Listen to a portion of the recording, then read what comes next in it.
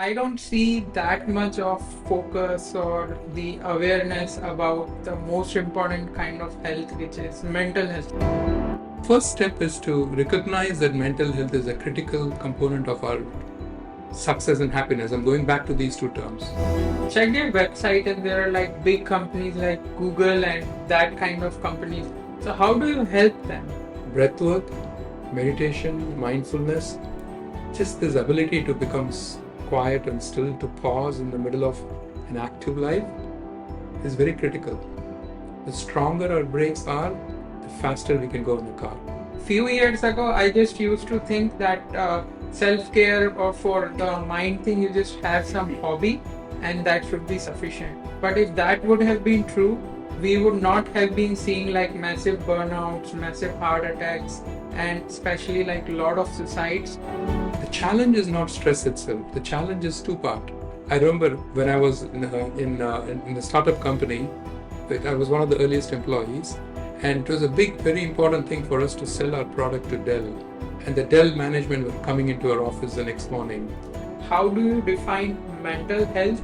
And then what is like a good mental health versus bad mental health? Mental health and mental well-being, in my mind, it's not about just being well enough to get through the day. We are too hard on ourselves sometimes. We think discipline means if I have to do it every day, if I can't do it, then I might as well not do it. What is the magic behind this breath thing which helps to shut down the negative mind and then enhance your positivity? This is the time of experiencing that power now. Hi friends, so welcome to the show Tech and Wisdom. I am your host and friend Prem Aseem Jain. And with me, our today's special guest is Raghu Sapuram, who is the CEO and founder of TLEX. So we thought of inviting the expert who is dealing in the corporate world, helping the companies with the mental health services. So Raghu, please introduce yourself to the friends and our viewers and tell me how do you help people, because mental health is one of the biggest, I would say, a pandemic happening, and we really need some people to guide us, to mentor us, and that's why we invited you. Thank you so much, Aseem. And hello, friends. Happy to be here with you all. And you're absolutely right. Mental health is one of the biggest things in front of us in this planet. You know, 1 in 3 people, adults, are facing depression, anxiety, some kind of mental health issues. And I'm talking clinical, going to the psychologist or a psychiatrist and counseling type of health issues, right? And even teenagers and students, 1 in 4 are facing mental health issues. And if that's not an epidemic, I don't know what is an epidemic. So very happy to be here and share my thoughts. So, would you help us understanding what basically the TLEX is? And I checked your website, and there are like big companies like Google and that kind of companies. So, how do you help them? TLEX stands for Transformational Leadership for Excellence. So what does that mean, right? Transformation starts from within, from inside. Leadership is an expression of our inner self, right? So we believe in that aspect of going deep within to express ourselves and accomplish things in life. So we are a corporate training provider. We provide resilience training, solutions for burnout and stress in companies, developing new leadership skills, the leadership skills that are needed for the future and in fact for the present, and also helping companies move through change management, kind of large initiatives, big visions, and bringing leadership and staff together, helping create more belongingness, synergies, cohesiveness, and so on. That's excellent, Raghu. So my question is, nowadays, like everyone is trying to chase money, right? And for chasing the money, they often ignore their physical and mental health. So tell me something about how you could mentor somebody so that they can have not just a work-life balance, but a balance so that their physical health, mental health should remain, centered without losing their financial stuff, which like everyone wants to chase money as maximum as they can. Sim, that's a great question. There's a lot of hidden questions under that, right? You talk about work-life balance, you talk about financial health, mental health, physical health. So let's unpack this. Let's bring it all together, right? Why do we want financial health? Why do we want physical health? Why do we want mental health? Why do we want work-life balance? I think happiness ultimately. Exactly. So we want to be happy. We want to be successful. We want to accomplish something in life. We want to do something. If you're passionate, in fact, many of your viewers are young, energetic people. They don't want to keep that energy and block it off into pockets, right? I mean, you want to express it and do something in this planet. And with that passion, so if you keep that as your goal, your outcome, your success and happiness, let's say that's your goal, whatever it is for you. Now, what are the components of that? Financial health is a definite component of that. You can't be successful and happy, at least in today's world, without some your basic needs being met and some level of financial security, right? Physical health is important. If you have a lot of money and you're physically ill and having to spend a lot of money trying to regain your health, that's not very wise, isn't it? The same thing with mental health.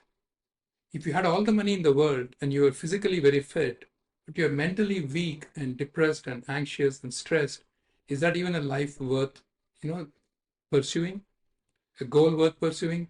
No, right? No. So this aspect of all these things are important. But at the same time, in today's world, from the childhood, we are being trained to put emphasis on financial health and perhaps physical health. And how much attention has been put onto our mental well-being, mental health? Do we even know how to take care of our minds? No, Yeah, very little, right? I mean, you exactly. can write what you learned about your mind on a piece of small post-it stamp. Well, what you've read about financial success, business success, how to accomplish, how to become a leader, all these things, there are volumes and volumes of books written and which you study at school and so on. Yeah, like in the university, we can do like MBA in finance. We can do like the physical education, gym building. There are so many programs right now. But I don't see that much of focus or the awareness about the most important kind of health, which is mental health. Like for dental health, you will also get like a lot of places, right? Yeah. Why nobody's talking about it? Why there is like, is there a need for the mental health? To be honest, few years ago, I just used to think that self-care or for the mind thing, you just have some hobby and that should be sufficient. But if that would have been true, we would not have been seeing like massive burnouts, massive heart attacks, and especially like a lot of suicides, even at the age of middle school. So what should we do about that? Like the aspect which can prevent the burnouts, the depression, and the suicides. Yeah. In fact, if as a society, as a country, as a community, if we keep doing the same things that we've been doing for the last 100 years and we expect different results, that's not wisdom, right? That's foolishness. We all know this. We've heard this. Great people like Einstein have said this, right? So, what is it that we are doing different for mental health? So, number one is paying attention, putting some effort towards mental health. It doesn't come free. You mentioned dental health and dental hygiene, right? It doesn't come free. You have to brush your teeth every day in the morning. And your mom, mother, or your father have geared you towards training you towards doing that, right? Financial health. Does it come by itself? Perhaps there's a few lucky ones who get money, but it's just like poured into their lives. But most of us have to put our effort to it. So the first step is to recognize that mental health is a critical component of our success and happiness. I'm going back to these two terms. For me to be successful, for me to be happy, I need to have I need to have a high degree of weight, high priority given to my mental health. So once we make the recognition, once we are willing to put that effort, then we can get into what are the kinds of things you can do to regain your mental health or establish or increase it. Let me tell you something very simple. We talked about stress and burnout, right? Is stress bad? I believe some kind of stress is necessary for like stretching your comfort zone. Absolutely. In fact, if stress was bad, they ever ventured out of the caves? Why would they have discovered fire? Why would they have built villages and communities? Stress is a driver for accomplishing more things. In fact, when we want to accomplish some larger things, guess what? Stress, pressures, all these things come as part of that, right? So we welcome that into our lives. The challenge is not stress itself. The challenge is two-part. One is how we see those events, how we see that stimulus. Do we see that as being stressful, as a burden, as something weighing our shoulders, or do we see that as a challenge or a something that we take on and run with it passionately, go solve that? That's one part. The second part is even if you do that, stress builds. The challenge is not stress in my mind, it is chronic stress. It's accumulated stress. So what happens is as stress builds in our life, and there is this beautiful stress U curve, many psychologists have described this 100 years back. The U curve goes something like this and then comes down, right? So when there's a low degree of stress, there is boredom in our lives. There is no sense of fulfillment. There's no happiness. And as the stress and pressure increase, then what happens is our performance increases, our productivity increases. We are more full of life. But then there comes a point where beyond which the pressure increases, it continues to increase. And at that point, there is anxiety, there is burden, there is worries, and all of that that builds.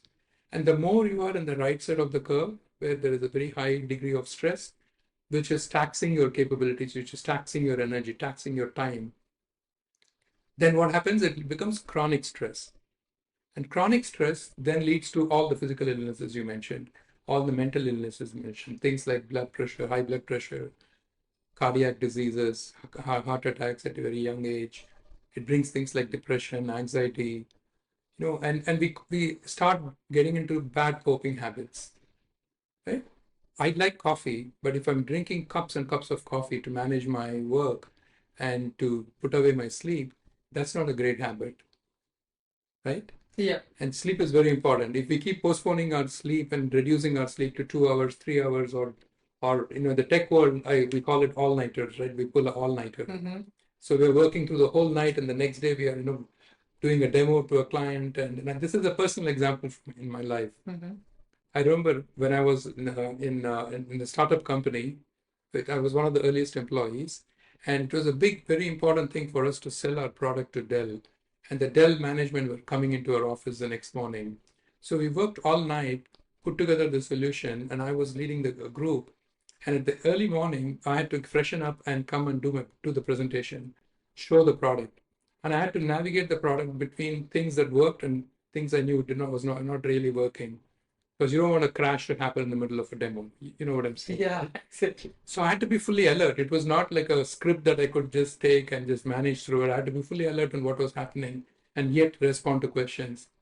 So what I did, I just went off for 20 minutes, freshened up a little bit, and then did my meditation for 20 minutes, and then came back. Mind was centered, mind was alert, and I was back in my peak performance. Wow. So that's the beauty of paying attention to our mind. Yeah. So I just want to tell everyone that Raghu has started a company as a co-founder, which is Gravitant, one of the pioneers in the cloud journey. It has a very interesting concept, single pane of glass. From the single UI, you can manage all your different cloud providers, like entire infrastructure. And I also got the opportunity to work in his company. He was CTO and I was the dev lead. So I also have very just to resonate with your example, there was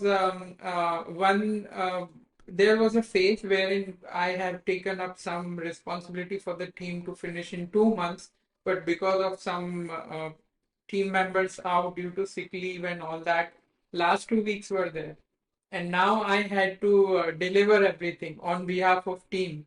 And as stress piled up, more and more team members disappeared because you when you see the failure, first thing is you get the mental anxiety, like anxiety, will it happen or not?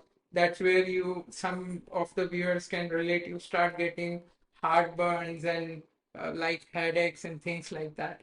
So to meet the deadline, like as it was coming closer, I was losing more and more team members. So how I did is like I did not want to pull them basically by force. But then the simple technique back then, I learned some of the breathing techniques, some what we say as like the ancient pranayama yoga. So I started working 16 hours with 3 breaks, which includes some meditation, some yoga, some yogic thing. And because of that, my mind was more centered, more calmer. I still remember this like 10, 15 years ago, but that helped me. Like within 2 weeks, I was able to wrap up single-handedly. I was able to finish the work of entire team. And I don't know how that energy, that concentration, that focus came. That is one thing most of the people have it. The second thing, which was a problem, is we have two minds. So my negative anxiety mind, if I can shut it down for some time, my productivity boosts up. And I am like general people, they are not able to keep control that negative mind, which causes a lot of invisible stress or invisible things which people think kind of. So with those yogic practice, I would say like the breath work, I had the same experience, and I was able to like finish, deliver things on time with such what I say as a pride. And that's why I have been continuing whatever I have learned before. In 2013, I learned some techniques from Raghu related to breath work that helped me back then, and that is also helping me right now, and I'm so grateful for that. And I would love if my viewers can also get the experience or much more details on what is the magic behind this breath thing, which helps to shut down the negative mind and then enhance your positivity. Thank you for sharing that, Aseem. I remember when Aseem joined our company back in 2011, 12, 13 time frame. He was this young person with so much energy and wanting to do so many things, right? And I'm so happy that you're still very young and you're still very dynamic. And actually, you expanded your capabilities and do a lot more things than even back then. So kudos to you, Aseem. And you asked a great question. What is the connection between the breath and the mind? Why breath? Why meditation, right? So, it's very interesting. Can we control the mind at the level of the mind? So Asim just mentioned about the negative things in our mind, right? Are the things that pull us down, where we get overly critical, where we get fearful, where we get feverish in what we are doing, where we are so worried about the success of the project that we start making mistakes, right? So the negative aspect of the mind. If we tell ourselves, I want to put this aside, does it work? Does it work for you? No, no. Even now, it doesn't work, right? Exactly. And if you say that I'm going to practice putting aside and keep practicing till I become perfect, do you think it'll work? The more it's like my everybody's mind is like spring. The more you prevent or the more you press, the opposite rebound force is even Much higher. exponential. Yeah. So true, so true. So in fact, we call it as a tendency of the mind, what you resist persists. So the more we resist some of those things, they persist. So then what is the answer? How do you move past these negative tendencies? How do you manage your mind? In fact, if you look at our TLEX website, the tagline, the first thing we say is harness the full potential of your mind. That is the secret to success. If the great leaders have been able to harness their own minds first, and from there, transformation can happen. Now, how do you get there? A lot of books talk about be present, right? Be here now, be happy. But how? And the secret there lies in going beyond the mind, transcending the mind, using the mind, but transcending it. So think of it like this, right? What is it that you are always doing in your life? You're here now, you're listening to me, but there is something that is happening automatically. Yeah, exactly, the breath. Yeah. Your heart is beating by itself. You're not trying to do it. Your body functions are happening by themselves, right? Yeah. If you had something in your mouth, the digestion would happen by itself. And the second thing is, the far more important thing is the breath. The breath is happening by itself. This breath is with us all our lives. And interestingly, you can't change your heartbeat at will. You can't change your digestion at will. There are some who can, but Majority of us can do that. But we can change our breath at will. How do you breathe when you're happy? I like smelling a flower, small, deep, slow breath. Yeah, sleep, deep, slow breaths, or a subtle breath. You don't even notice that you're breathing, right? Yeah. It's so just happening. And how do you breathe when you're angry? It's like very shallow, short, warm, like I can feel the heat in You can the, feel the heat in the body, right? yeah. In the face, your expressions change, your eyebrows come together, forehead is frowning, and your breath is sharp and warm and hot, like you said, right? So there is this connection between our breath and our state of mind. Our state of mind, when we're angry, for example, changes how we breathe. Interestingly, they did some research in Europe and in Japan, and they found that the reverse is also true. By changing your breath, patterns of your breath, you can change the state of your mind. And and you can try this very simply. Do you want to try some breathing now? Yeah, yeah, of course. Yes. Yeah, and I think your viewers also would probably, irrespective of how you're feeling right now, whether you're feeling very stimulated with this conversation or whether you're feeling dull and bored or whatever is happening in your mind, right? Perhaps something else is holding attention in your mind while you're listening to us, your mind is drifting. All of these things may be happening. But let's sit for a few moments, and some of you may have learned the straw breath. It's a very cooling kind of a technique, and it activates our parasympathetic nervous system, that nervous system which helps with our rejuvenation, cell repair, body repair, all these things, and it cools down our system. Some of us are running all the time, and it brings it down to a state of rest and calmness. So we'll start with that.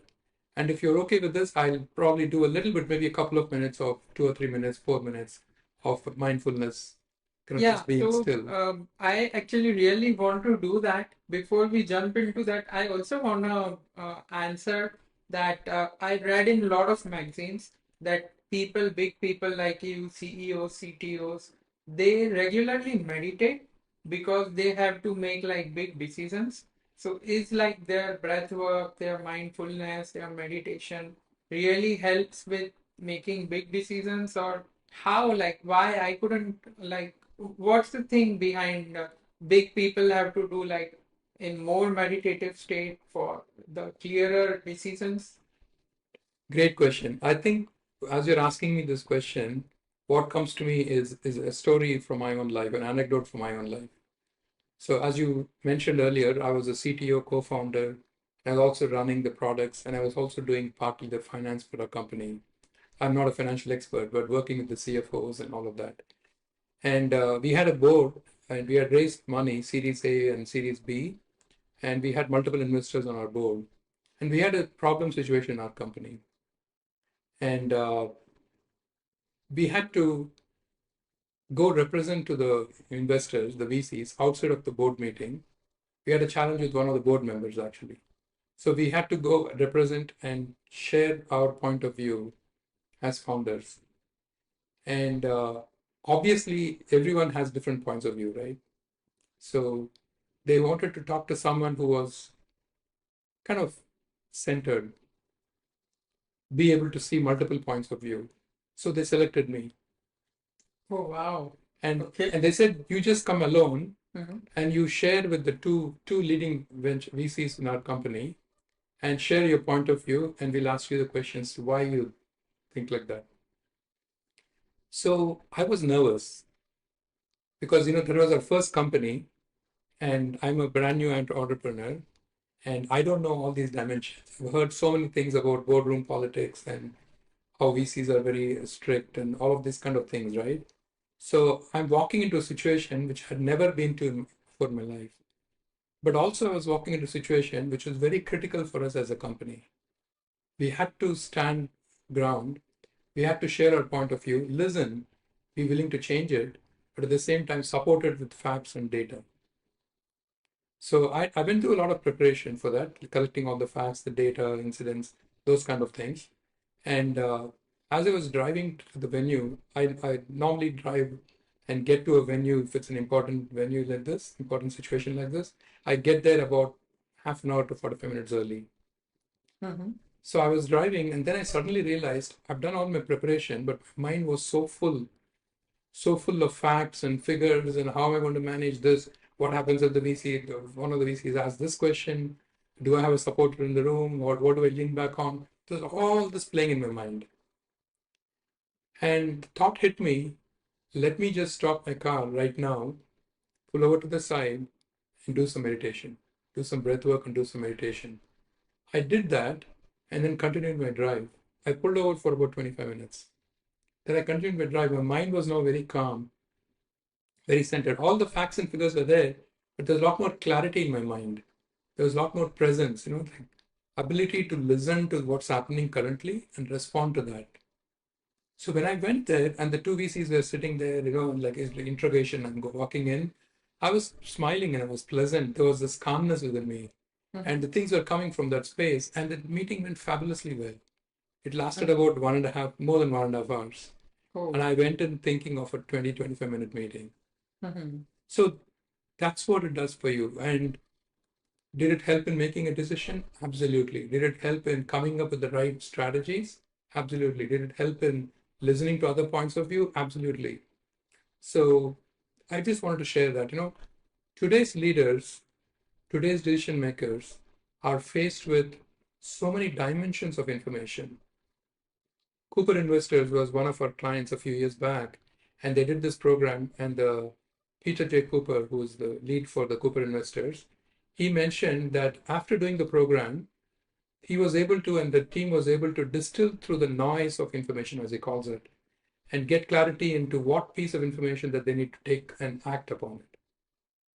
And today's world is like that. There is a lot of noise. There's a lot of things hitting us from all directions, right? Be it social upheaval, be it geopolitical things that are going on, crises that are going on, pandemics and illnesses. And, coughing is not okay any longer, right? It used to be fine. So there's so much changing. And what we say, what we do, we have to be very careful about even the words that we utter today, right? So that causes a lot of stress, a lot of pressure. And today's leaders have to deal with dynamically changing customer landscape. The requirements keep changing, the products keep changing, competition is changing. AI has been a very powerful tool, right? Is it a friend or a foe? Mm-hmm. And it could be a friend or a foe, depending on how you look at it. So all these things are going on in the world. This is probably the most exciting time to live on this planet. Mm-hmm. At the same time, this is probably the time when change is at the most rapid pace. Mm-hmm. How does the leader move in this situation? Yeah. So, to your point, whether it is to make decision or whether it is to respond to a situation or whether it is to just take care of our own mind, breath work, meditation, mindfulness, just this ability to become quiet and still, to pause in the middle of an active life is very critical. The stronger our brakes are, the faster we can go in the car because we know we can stop when we want to, right? It's the same principle. Yeah. So I want to just tell you how nowadays the youngsters, my friends, or what do they do? So they would start a Monday with Monday Blue, and then they'll just try to push through with a lot of coffee, caffeine all the time, and then they start waiting for Friday. Even though when like it's Tuesday, they'll just wait for Friday. And as soon as Friday comes in, they just go wait for the Friday night. We'll have drinks and beer and wine and alcohol, and that's how they crash that night, Friday, Saturday, Sunday, and then they start getting Monday Blue. It's a rapid cycle. And then a lot of people don't know like what else to do, because if they don't drink, like if they don't do anything on Friday, they are not there, they can't work like on Monday. And sometimes when they repeat this, even like with this cycle, this pattern, they get burned out so much that they need like a quarterly break for 5 days, 10 days, 15 days, kind of this thing. But when I look back, Mahatma Gandhi used to work 7 days a week. I don't know, like there was no break, no burn out that time. They were effectively working. When I was a child, we only used to get Sunday off, and my parents were okay working and everything. Then we got 2 days off, like what we have today, like Saturday, Sunday off. Now companies are trying to move to 4 days work week because they still think that the 2 day break is not sufficient. So, what is your perspective on that? Where is the missing link? That same thing few years ago, without a break or just a Sunday break was sufficient. Now people are demanding more and more break. Is it something related to the mental thing? Like, what's your take on this? Great question. Great observation, actually, firstly. And you're absolutely right. We needed less, there was more work hours and less of personal hours, and people were happy and they were not as stressed in the past, at least I hope so. Mm-hmm. And as time has been progressing, our work hours has been, the focus on work hours has been diminishing, has been reducing, and the amount of free time has been growing. But what we do with that, still there is a lot of stress and everything else that are happening, like we discussed, right? So is the answer reducing the work hours more and more and more? And how far can we go? Can we make it 3 days a week? Can we make it 2 days a week? First of all, your question is powerful. It raises the question, will it really help with the problem we're trying to solve? Yeah, just to add on to this, I have seen my friend, they made it like zero work hour and still they were not there. Like not working, I mean, if you work 4 days a week or if you work just once a week also, and sometimes zero a week, there was the kind of happiness or whatever you say, the peace that was not coming. And sometimes people also uses works as something what we say as they can't handle their mind and they need something to chew upon. So that's why sometimes they go for work and things like that. Yeah, please continue. I just wanted to add when Yeah. you said how like even if you minimize, is it really helping with the quality of life or with the quality of happiness? Yeah. In fact, there is this, you used the phrase work-life balance earlier, right? I Mm-hmm. want to talk a little bit about that. I believe it's very misunderstood or very misused. Think of balancing and riding a bicycle. Have you ridden a bicycle before? Yeah, yeah, Yeah, I yeah, think you're an avid biker, right? yeah. Bicycle. How do you balance your bicycle or a motorbike? Is there a instruction book, which says this angle you have to be at? Or if you go more in this angle, then correct like this? Is there an instruction book like that? Or is it more instinctive? For me, I believe it's more instinctive. Your mind balances your body, and that's where you get the balance of your bike and you enjoy riding. Exactly. So, few things you mentioned. You said enjoy riding, right? So there's a passion, there's a joy in it. And second thing is you automatically know, instinctively, you automatically know that I'm going too far to my left, so let me correct. You're not even thinking about it, right? Maybe in the first few times you're riding a bicycle when you're a little kid, you're thinking, oh, I'm going to fall and come back, right? There's some fear kicks in, alertness kicks in, and it trains you to be in balance all the time. And you know you're going out of balance, you come back. Work-life balance is something like that in my mind. There could be a stage in my life, and there has been stages in my life, where work was giving me the joy, that passion. And if somebody had told me, put rules on me saying, you work so many hours and then go do something else, that wouldn't have made me happy. That would have made me far more miserable. Mm-hmm. So my expression at that time came in that work I was doing that drove my passion, right? What I was building towards and seeing it come out successfully and rolling it out to a client and seeing the clients use it, that gave me so much joy. And I don't want someone to come and take that away from me. Mm-hmm. At the same time, once I got married and I had my first kid, second kid, then joy came in spending time with my kids. Mm-hmm. So even at that point, work was important for me. My passion was still there, but I couldn't and didn't want to do this thing about going so deep into work and doing all-nighters and losing sight of my own kids. So how did I manage through that? I'm grateful because I listened to my inner voice. So when I started feeling guilty that I'm not giving enough attention to my kids, then I would give them more attention. And when I started feeling guilty that guilt or regret or there's this inner voice in you, guilt is probably not the right word. There's inner voice and tell you like you are overcorrecting on one side, Mm-hmm. right? Mm-hmm. And you manage to it.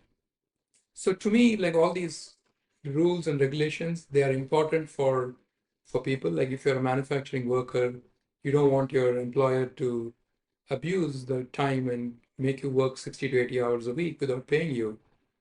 extra for that time, right? So there are rules and regulations are required, but they can't be our ways of leading our life, and we cannot look up to them to solve our problems. That balance is something inner, and the more we cultivate this aspect of listening to our inner voice and knowing what is truly balanced for us, then that balance happens automatically. Does that make Okay. sense? Yeah, so I think now I'm able to connect the thing which you said, that with meditation, with breath work, mindfulness, you become more aware, more centered, and that's where your mind's chattering stops and you're able to listen to your inner voice. Because if you don't like listen to your inner voice and you just drink a lot of alcohol and then beer and then maybe coffee, I think it depletes you, drains you, and maybe it takes you towards the depression as well. So I wanna ask, my next question is, how do you define mental health, and then what is like a good mental health versus bad mental health? Some of the example which I see, like some of my viewers have already asked this question, is they can't get off phone. They are like addicted to either LinkedIn or TikTok or Insta, like something or the other. Even when they are present and working in the office or wherever, they need some kind of dopamine effect by doing some distraction. Even when they are with the family, it's like they are either on the TV or somewhere else. So the quality which used to be there, the inner connection which previously used to be there, they're kind of losing that. And that's where the not guilt kind of, but the inner voice when they hear, and that's where they don't know what to do, like they have no clue, they don't have a mentor, or they sometimes they don't find the right solution. And that's where, to shut that inner voice, they just intoxicate a lot of, even school kids and people go with drugs, recreational drugs, weeds. They try different things just to like shut their chatter and the inner voice thing. So I just want your take on this thing, please. I'm going to answer it in a very different way. So, firstly, I think each of us have to take responsibility for our own state of mind and our own habits, right? So, from that vantage point, what I would say is a good exercise for all of us, including me, including you, every one of our viewers, is to reflect on what are the things I'm doing in my life as coping habits. We might have started it as a coping habit to manage stress or to manage some situations, to manage some emotions, whatever those that is, right? What are some things we are doing? And honestly reflect for yourself, are these harming me? Are these benefiting me? Mm-hmm. And also reflect, am I needing more of it each time that I'm doing it? Like take alcohol, for example. Mm-hmm. I take alcohol to get past some event or, as a social connection building exercise or however it is, right? And it might be okay at that level. But each time to get the same effect, am I having more alcohol? Is it causing other things in my system? Of course, yes, like you And if damage I, your liver and things like yeah, that, and you but get if I'm able to addicted. balance it, if I'm able to manage it, take coffee, for example, right? Like I said, I love coffee. So if I'm able to balance it, not overdo it, then perhaps it's okay for me. It may not be okay for you or another person, but it could be okay for me. But if I'm not able to balance it and I become addicted to it, or it's taking my mind over, right? It's controlling me. I'm not in control. Then there's a problem, Oh, okay. right? Yeah. So I would say, reflect on your activities. So So very are they nice thing what Raghu just said is, either you are controlling that thing or that thing is controlling you. exactly, exactly. Excellent. And also look at another dimension. So these are the first things that you do. You look at every activity you do as a coping activity, and is that benefiting you? And in the longer term, are you needing more and more of it to give you similar benefit? And it doesn't have any other side effects, any other harmful effects on you. The second thing is, I would say, stress and burnout is real in today's life. So reflect on what are the things you're doing to manage your stress, manage your mind, and each of us are doing something. We sleep, We eat certain kinds of food, we listen to music, we go for walks or sports or games or whatever it is for you, right? Take a look at that and see if that activity is helping you relax your mind, number one, and it probably does. It helps you relieve your stress for a short period of time, and it probably does. Does it work on your accumulated stress? Does it reduce what you've accumulated over time? Does it reverse the effect of accumulated stress? Look into that, right? And then the answers will come to you. You will go in search of solutions which will make sense to you in your life, as opposed to me or someone else giving an advice, be off of phone for so many hours, or before you sleep, don't look at the screen for at least an hour or two before you go to sleep, because it has an effect on your mind. But you will see all this, right? And it becomes a lot more powerful and able for us to stay with those decisions because it's my decision. I have taken responsibility for it. You see what I'm saying? Yeah, yeah, exactly, exactly. So here, what is mental health? Like physical health, I can check my weight on the weight scale.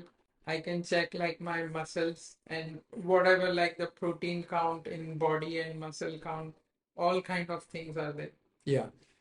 So good question. So what is mental health? So what is mental well-being? Physical well-being is something you can quantify. You can go to a doctor and they can do a checkup and say, hey, you're doing fine, or you have this issue. Mental health and mental well-being, in my mind, it's not about just being well enough to get through the day. That's not mental health. For me, mental health, mental well-being is the ability to show up. I want to do something, accomplish something. Am I able to put in my 100% and show up and do it without all this baggage holding me back? You see what I'm saying? It's ability to pursue my dreams, pursue my passions, ability to connect with people, ability to look at a problem not as a problem but as a challenge and as an opportunity and get past it.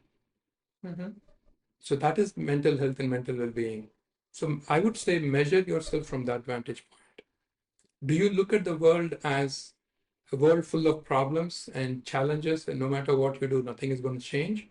Or do you see this world as a world full of opportunities and things to accomplish and go create and go work on those?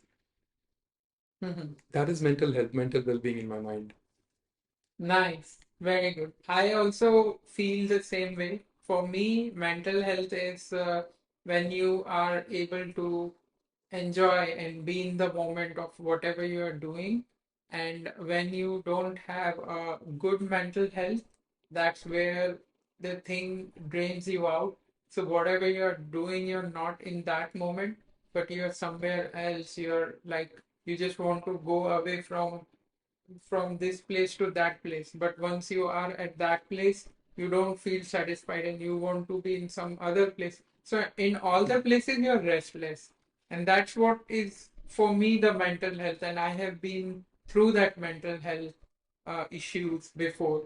But then there is one thing which I really want to ask on behalf of subscribers, that when we like some motivator like you would motivate us.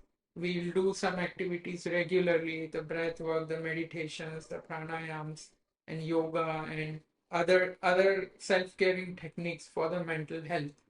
But then why does it like diminish and we go in the same rabbit hole and we get lost with our own usual bad things?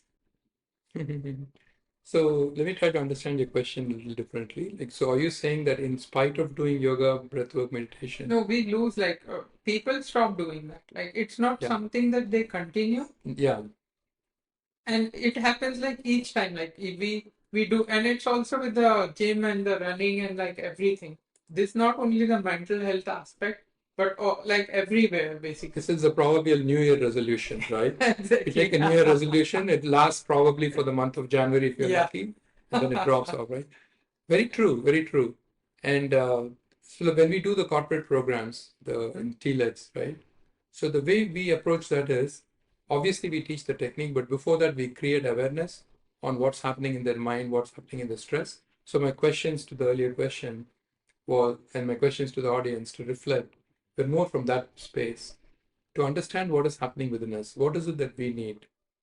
What is it that I need as an individual? Similarly, in a company, what does the team need? What does each employee need? They have to reflect. And then they come to a certain point. Then we teach them the techniques. And then we follow up with the scientific evidence behind these techniques. How does meditation actually help you? What does it do to your cortisol levels, your stress hormones? What does it do to your alpha waves and your beta waves in your mind, in your brain, right? So we go into that. So, and then there's a very important aspect that we talk about, which is commitment. So taking responsibility for our mental health and committing to it for a period of time. For anything to become a habit, as you have to have 21-day habit building routines or 40-day habit building routines. So we recommend people to take that commitment. We give a supporting app. In today's corporate world, there are many apps for meditation. Mm-hmm. But how much do we use those apps? Probably not a whole lot. We start out, gung ho, with high enthusiasm, and then it tapers off. Mm-hmm. But when we learn these techniques from an instructor and we follow them and we experience very deep states of rest and stillness, then when things, even if you lose the habit, even if you've taken commitment for some period of time and you lose the habit, why do you keep coming back to it? When you hit the end of the road and you hit a state of mind which is problematic for you, you know that you have this tool that you can come back to, right? Mm-hmm. So you'll pull back. So life will teach us those lessons and put us back on track, right? So it's very interesting how it works. Do I meditate every day? Today, yes. I learned these techniques back in 2000, 2001 time frame. And have I meditated every single day from that time? I would be lying if I said yes. Mm-hmm. There were days when I missed, there were weeks when I missed, work got the better of me, life got the better of me. But this I know. When I don't, for a period of time, when I let go, the stress builds up again, the anxiety builds up again. I agree. And then I automatically turn back to this, go back to what I know has been helping me, and just come back to it. So I think we are too hard on ourselves sometimes. We think discipline means if I have to do it every day, and if I can't do it, then I might as well not do it. Mm-hmm. Right? Many people say that, right? Mm-hmm. And the reality is not that. Discipline has to be coming from within, and you have to find your boundaries, what work for you, and keep pushing those boundaries as time progresses. Yeah, and one more thing, like I personally learned with my way is if I'm busy, I have to meditate because meditation aligns other things. And most of the time, people think, hey, I am busy, I don't have time to meditate. It's just that if you have, let's say, a knife and you're cutting all day long, and there is this 20-minute of meditation technique, you can sharpen your knife so that you're more productive of whatever you're doing. But if you don't sharpen, it will take much more longer to finish your work, like whatever you're trying to cutting throughout the day. So that's the motivation for me nowadays. Whenever I believe that I'm very busy, I have to meditate. What's the difference between meditation, concentration, mindfulness? Like these kind of questions for the beginner, they always pop up, and then they get a lot of different products on like TikTok shop or somewhere, and you won't believe that some people are ready to pay like $500 just for a whistle because when they get panic and especially during pandemic time people were it was unprecedented like uncertainty what is happening, so you will blow the whistle, that breath work whatever the way they'll take deep breath and blow the whistle, it used to give them that calming sensation. And because of the supply chain shortage, one whistle, which maybe the cost for production is $1, was sold out in $1,000 and even more. So that is where it is. So I just want to understand from you differences between all these meditation, concentration, mindfulness, breath work. Okay, very nice. So concentration is somewhat obvious, right? There are certain techniques like candle technique. You light a candle and then you're looking at it, focusing on it, concentrating on it, and your mind starts becoming quiet. That's a very different technique. It's not considered as meditation. It could be a starting point to that, to meditation, but it's not by itself is not meditation. Mindfulness and meditation, people use them interchangeably. And for some folks, mindfulness is larger set and meditation is a subset. And for some folks, meditation is the larger set and mindfulness is the beginning. So the way I would look at it is mindfulness is, like the word indicates, it's being mindful, being aware of what is happening within us and around us. So that's a practice. It has to be done. Meditation may start with mindfulness. Mindfulness could be like a portal into the deeper states of meditation. Meditation is actually transcending the mind, the body, the intellect, all these things which are holding us, the patterns that are holding us, going beyond and touching that deeper state of peace and quiet and energy which is within us. So that is why when you do, and I know you're an avid meditator. So when you meditate, like I'll give you this favorite. Like my favorite example is when I travel to India or when I go to Europe on a work visit and I have jet lag and I'll have to land and get freshened up and go to work. What do? I just meditate for a few minutes. And what that does is it taps into the inner source of energy and it gives this boost of energy and enthusiasm and passion back, and we are back 100%. So meditation is transcending, it's going beyond anything that we are logically thinking and tapping into the deepest source of energy within us and using that energy when we come out. So I just want to add on Raghu's thing. My personal experience is at work when I get like really depleted and drained, I just take a mini break, not much, maybe like 10 minutes, and then just go and do meditation. And when I come out of it, it's like another day starting 6 a.m. in the morning. So I don't know how that happened. Initially, my mind was not there. Meditation is also like other skill like skating or dancing. You take like if you do it regularly with practice, you just get better at it.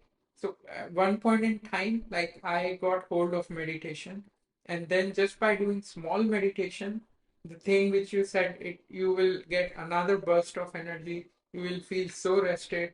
They're the same person which like in my workplace we have a library. We also have meditation pods like a resting pods, so you can go in there and then just like meditate for some time, and then once you come back you can be more productive again. So this is a very good thing you just said.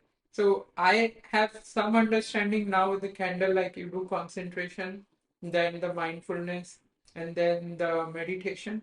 What is it about breath work? Because all over the places there are like billions and billions of tags wherein the breath work thing is helping people. So the easiest way to understand the role of breath work and how it connects with meditation is just think about this, right? When you sit to meditate, when you're just sitting still with your eyes closed, what happens in the mind? First thing is whatever the impression, and by impression I mean the probably last thing, last major thing That which you've been working on or doing, yes, thinking about, that starts coming up that like starts a coming in the mental mind. vomit, I would say. Right. It's like a car, right? You apply a brake, it doesn't stop right away. It takes some time, right? Mhm. So the more things that are accumulated in our mind, like let's say it's a day of intense work and you come and sit and you want to close your eyes and meditate, all this baggage comes rushing into the mind. Mhm. And sometimes it's not just the baggage from today, it's the baggage from yesterday and day before and when you're a little kid and what your grandparents yelled at you or you had a fight with your Mhm. friend or you watched this movie, these violent scenes. All these Yes. things, right? They keep playing in our mind. Mhm. So how do you even meditate? Begin the meditation. So the best way is to do some breath work. Okay. Breath has this ability to, like we talked about earlier, right? Using breath, we can change the state of our mind. Mhm. So breath work can be used to bring the mind into a level of calmness from which meditation is even possible. Mhm.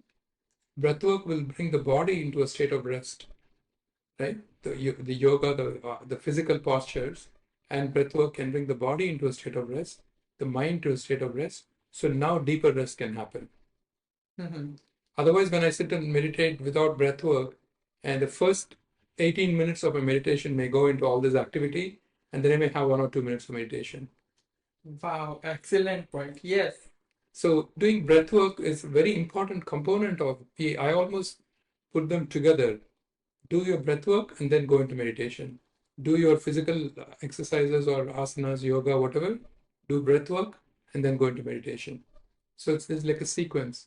And then there are certain breath work, like we have the sky breath technique, which is a combination of breath work and meditation. So it starts with rhythmic breathing and then it goes takes you into a deeper state of meditation.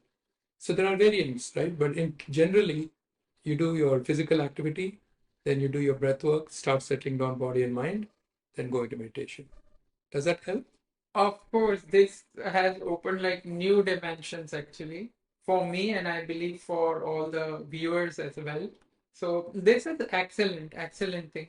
So my next question is how in a busy life we can incorporate like just a balance, and especially I'm asking this for the students who are like trying to learn new things, and then for success they think they'll learn this, they'll learn that, and they are just trying to learn a lot of things, right?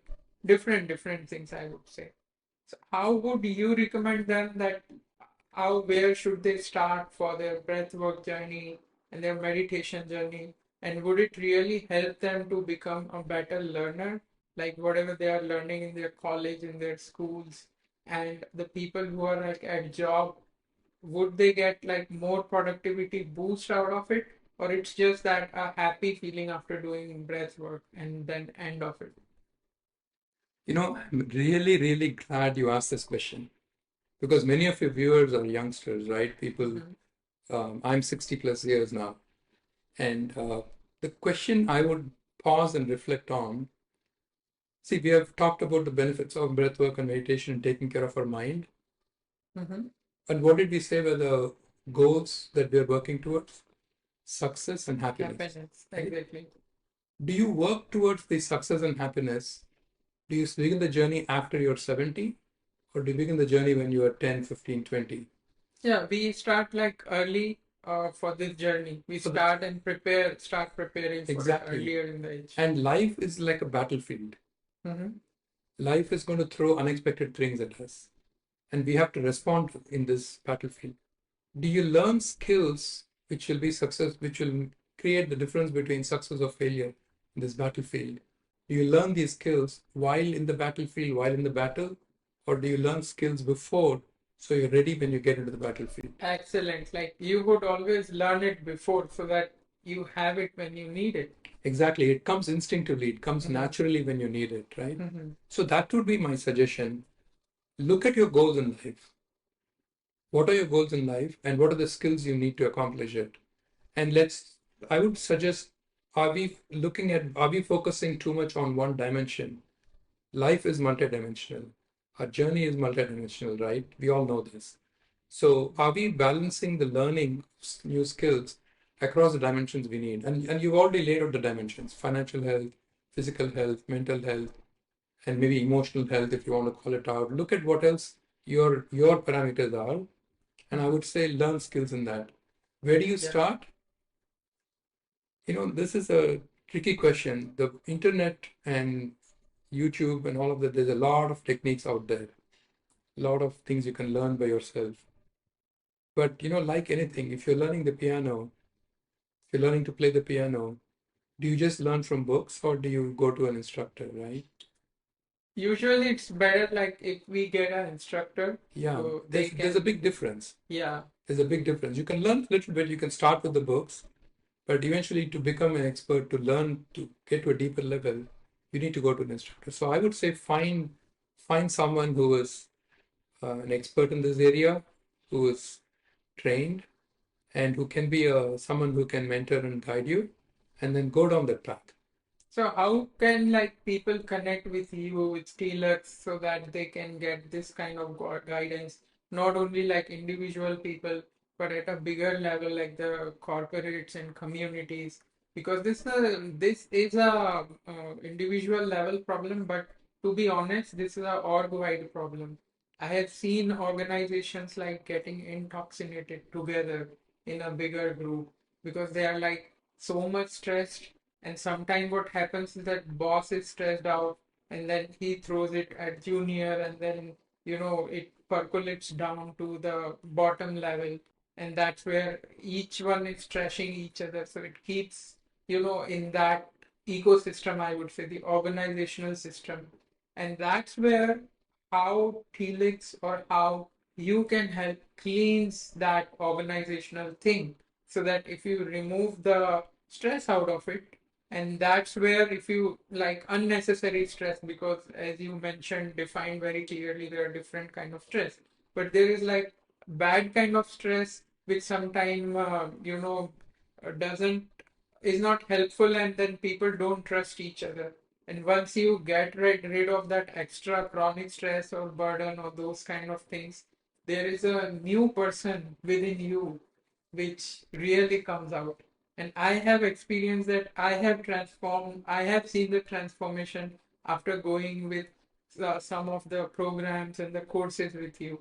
And I really want that what I have got from you and what you have, how my viewers can get that from you, and what is that magic thing and how you can offer them.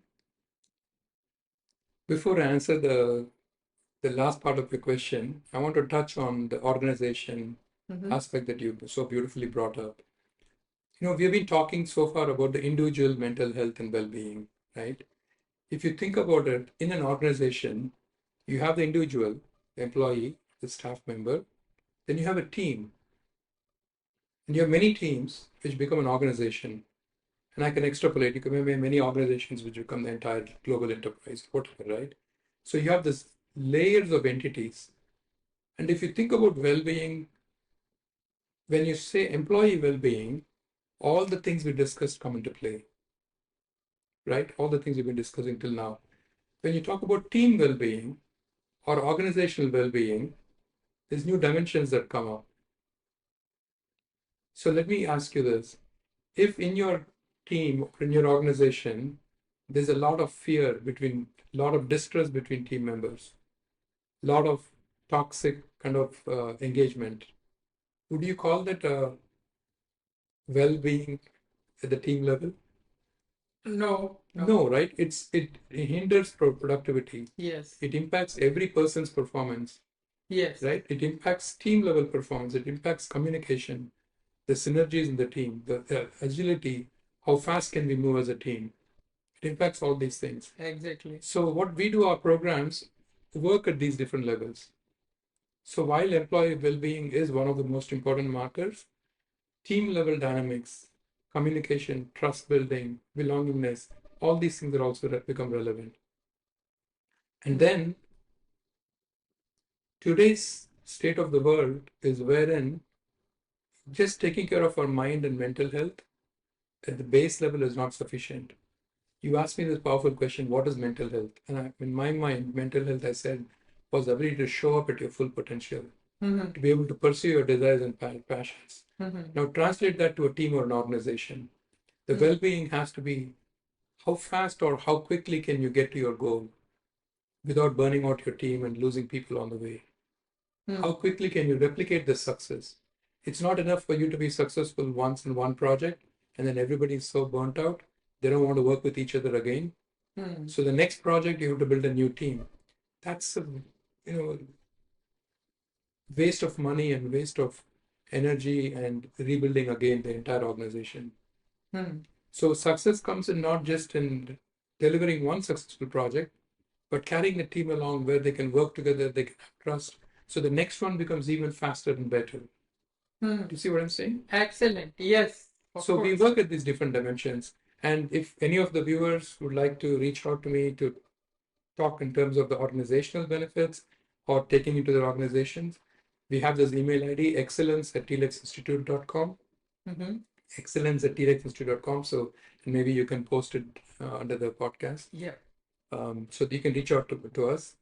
On the individual side, I would personally recommend an organization called Art of Living Foundation. I started off as a faculty as a teacher in Art of Living, and I still am. And I would suggest reaching out to you can reach out to me or Aseem or Art of Living Foundation in your local area and check out their programs. Very powerful. That on individual level, yes, that helped me a lot because I had like suicidal tendencies before.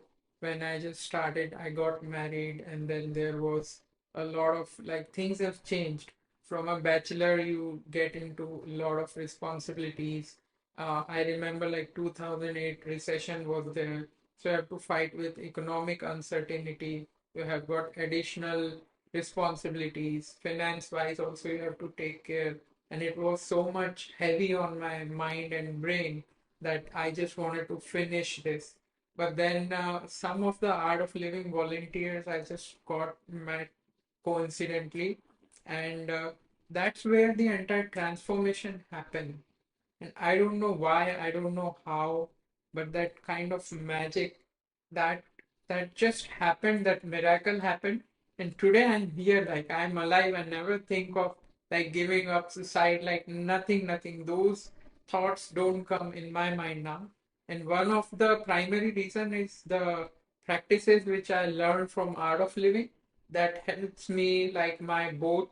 I would say if there is like storm, but my boat is still stable because of these things. So that's a good thing. I'll share the all the details to reach out to Raghu on his email ID. So it's very necessary as an organization to implement that the mental health thing. I just want like a very brief of how does the, let's say I have an organization, I have a startup, I have like 25 people, and I just want like a great bonding between the team. I just want to establish more trust between them and a feeling of belongingness, cohesiveness. So it's like one organ in the organization. It's not like multiple people with their own agenda rowing in whichever direction. Like the boat is not going in one direction, but everyone is rowing like differently. So how does the TLEX comes in there, and what kind of like team building or mental health thing they offer which can like flip the switch from all this chaos into like a streamlined upward flow of energy. Yeah, we talk about three pillars in TLEX. One is self mastery, all the things we talked about in terms of managing our mind, emotions, all of this. Then we also talk about social mastery. Social mastery is that connection between people, the belongingness, the cohesion, the trust, the synergy, all of this. And the third pillar is skill in action. So it is not enough to be able to manage our own mind. It's not enough to be able to just connect with other people and build trust. What do you do with that? So taking more responsibility and commitment and delivering and expanding our capabilities. So those are the three pillars. So we have different programs to address these three pillars. We have obviously like our short duration programs, which has more educational awareness spreading, like 1 hour, 2 hour, half day sessions. We can go and participate in company retreats or offsites, management meetings, and so on. So that caters to a certain level of audience. And then our absolutely marquee program, the most valuable trusted program, is what we call as the Sky Immersion Program. So Sky is this rhythmic breathing technique that I talked about. So Mm-hmm. that usually is done in 3 hours, 3 sessions, Mm-hmm. 3 to 3.5 hours, and we do it both online as well as in person. Mm-hmm. And we do it in about 30 people groups, 30 to 35, sometimes with 10 people. If it's leadership of the company, it could be like just 10 or 15 members. If it's a startup, it could be the entire company, for example, right? And that is the program which creates both this inner space, inner expansion, inner transformation, as well as this building this cohesion and synergy and trust. And the kind of just people who walk out of the program, the kind of things they've told us is that they've been working, like, for example, one of the members recently we finished a program. She was saying that she's worked with this colleague of hers for about 6 years. Mm-hmm. And in this 3 hour sessions that she met and interacted and did some processes together, she learned more about this person in that time than in the last 6 years. Oh, okay. And now she feels that she can really trust this person. Mm-hmm. This is a colleague. She works with this person almost every day, Mm-hmm. right? So that level of connection and trust that builds is something which cannot be measured. It's not quantifiable. But you get these anecdotal things and the surveys, and our surveys are always give us very high results. 95% plus people do our programs say that they strongly agree or agree that this program has been very beneficial to them to manage their mind and emotions, increase productivity. 93% have said that it's built more trust and connection within the company, within the team. Mm-hmm. And more than 90% have said that it built their sense of satisfaction working for the company. Wow. Because the company is doing something for them, caring for them as employees, not just for productivity, not just for outcomes. Even though those are all the effects of this program, they feel the caring of the company towards them by enrolling, by having offering this program. Wow, those are really awesome numbers. Mm-hmm. I'll give you an example. At Hitachi Energy, we did a program recently. In fact, on our website, in the spotlight page, there's a short course recap and video, and you will see the experience of what the program looks like, how people interact with each other, the meditation, the breath work that they do, and the kind of effects that come out. And you hear a few people sharing as well. So I would welcome you to go visit our website. And what are like your different companies or clients you have provided these services? Good question. So we have provided them to obviously to large companies and mid-sized companies, but also to several startups. Mm-hmm. And I would say if you're one or two people company, TLEX may not be the best strategy for you Mm-hmm. because you don't have a team. But we do sometimes offer these open enrollment programs where leaders across companies can come together and do a program like that. Wow. But companies who are 25 to 50 people, 100 people, we can cater to them in special ways with these programs. But our sweet spot is like 500 people plus, 200 people plus companies with 50,000 employees, 100,000 employees, where the companies at that size become very large. So it's departmental in nature. So it could be one line of business manager who is asking us to engage with their particular group and teams. So do you know what I'm saying? So our engagement with smaller companies could be with the HR, Mm-hmm. whereas our engagement with the larger companies are at the line of business, departmental managers, people managers level. Okay. So different models. Mm-hmm. But come talk to us, Mm-hmm. and we are not high pressure. I'm an engineer by heart and by training. Yeah, he's IIT graduate, so it's like a honor to have you here as a IIT and as an engineer, but still like talking about the mental health, the subtle aspect of the mind. It's my pleasure. Shall we get to the experience a little? So that I would really would request you that if our viewers, whatever we have talked about, whatever we are trying to discover, understand the power, this is the time of experiencing that power now. Awesome. Thank you. So there are two things, effort and effortlessness. Mm-hmm. So we're going to start with effort. So we'll do a breathing technique Mm-hmm. where we put some effort. And then as we get into I'll do a very short meditation, like maybe like, I don't even know if you want to call it meditation, 3 to 5 minutes of mindfulness. Okay. There, the goal will be to drop the effort, Mm-hmm. which maybe may sound easy, but we've been so trained to continuously put effort to get somewhere, to get something, that here we are letting go. Hmm. We're just letting things happen as they happen. Sure. Yeah. Yes. Game? I'm excited for that. Yeah. Okay, awesome.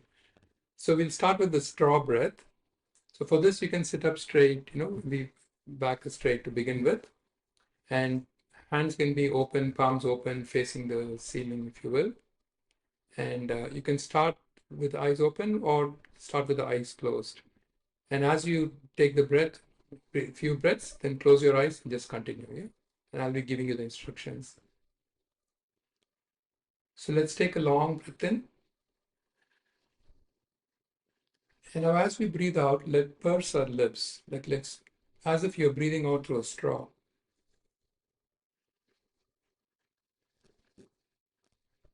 Now breathe in, close your mouth, breathe in through the nostrils.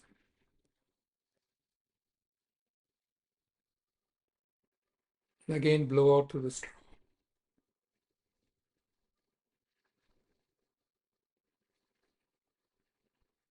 Let's close our eyes. Breathe in once more. Long breath in. Not too much effort, just gentle.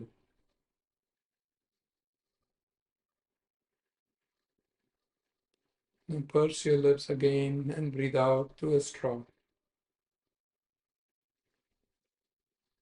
Your outgoing breath should be same or longer than your incoming breath.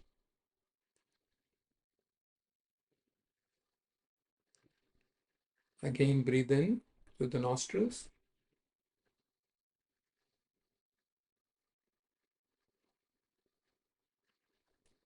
and breathe out through the straw.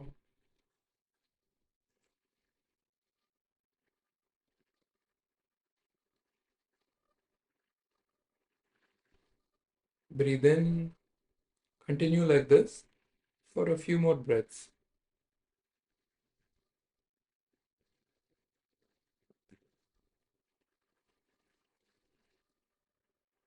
Don't be in a hurry.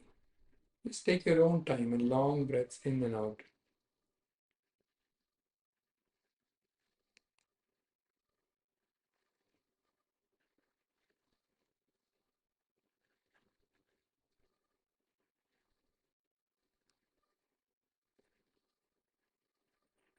Notice as you're breathing out through this imaginary straw, if you're feeling a cooling sensation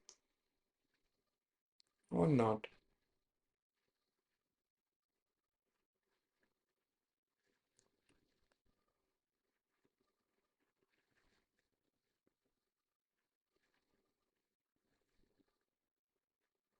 One more time, breathe in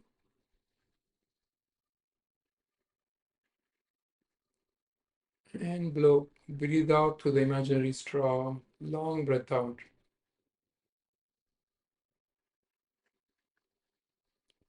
Let's continue to keep the eyes closed and relax the breath. Relax the body. Relax your shoulders, your arms.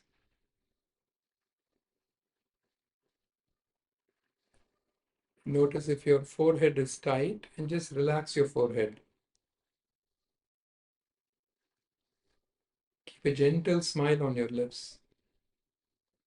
The smile relaxes your entire face.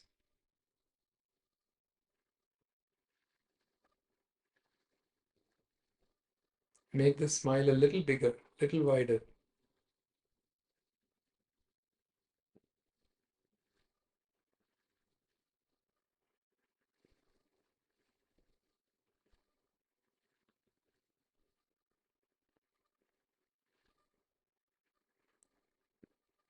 If your neck and shoulders are tight, gently relax them.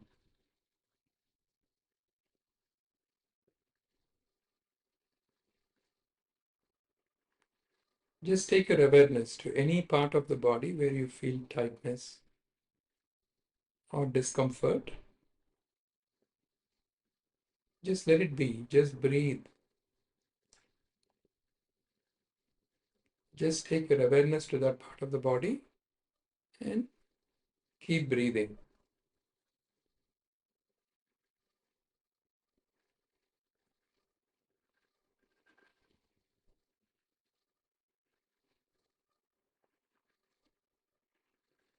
Now bring the attention to the breath. You don't need to change your breath. Just observe your breath. Is it deep or shallow? Is it warm or cool?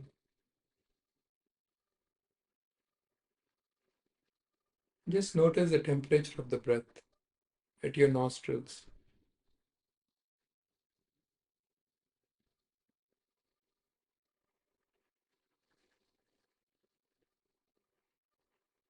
Take a deep breath in and let go slowly.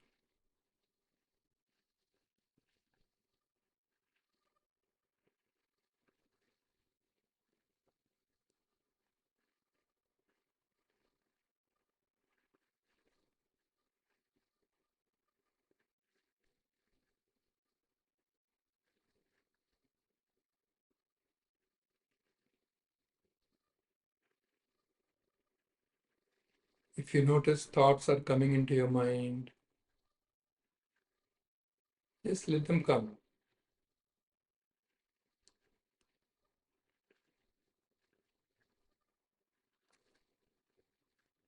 If there are no thoughts, that's fine too.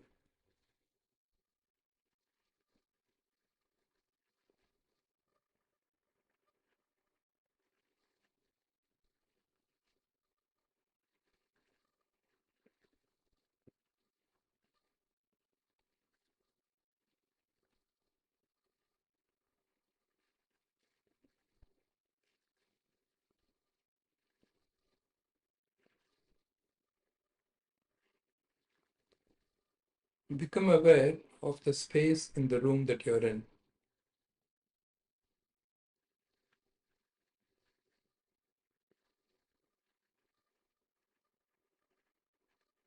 Let your mind expand with awareness of the space around you.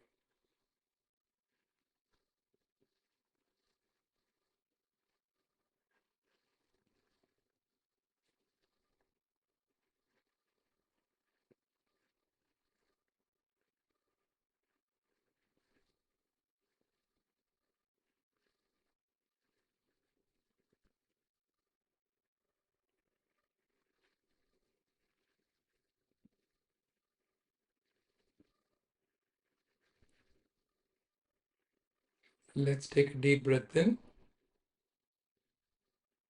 and let it go.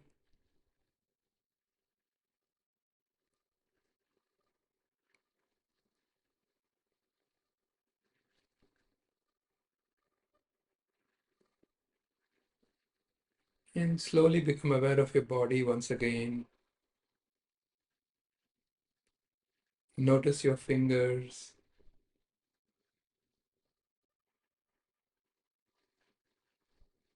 Notice if the body is feeling light or heavy. Slowly begin moving your fingers. And you can roll your shoulders a little bit. Become aware of the surroundings, the chair you're sitting on, the temperature in the room.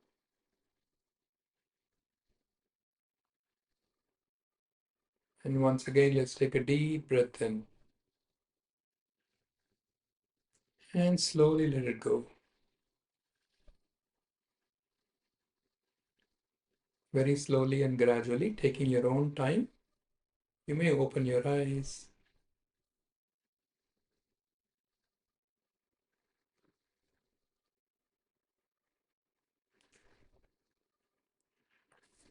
How was it? It was so calming and so much of what I'd say is experiential because I was able to expand my awareness. I was becoming aware about the space, about my own body, about my like the breath when you said like nostril temperature, all that.